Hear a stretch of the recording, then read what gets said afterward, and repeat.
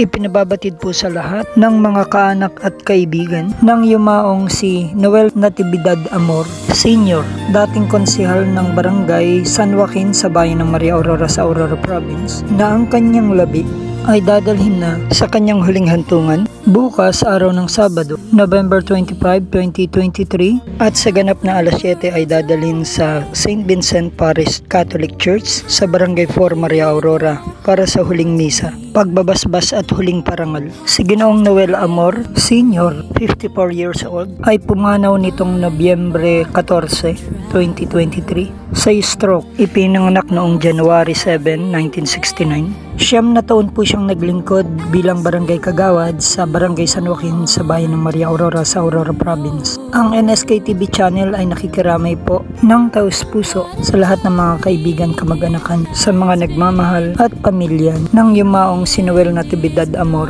Sr. na amin o akin ding naging kamag-aral sa Mount Carmel High School noon. Ang pakikiramay po namin ng aking buong pamilya at ng aming mga kamag-aral ay aming ipinaabot sa kanyang buong pamilya na naulila. Dalangin namin sumainyo ang Panginoon ang kaaliwan at ang pagpapala at ang kapayapaan, maging ang pagliligtas ng Panginoong Hesukristo. Ang kanyang labi ay nakaburol pa rin sa kanilang bahay sa Barangay San Joaquin, Maria Aurora. Half the world is sleeping.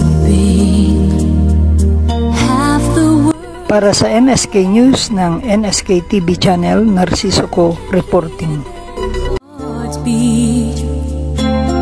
Half just hear them break.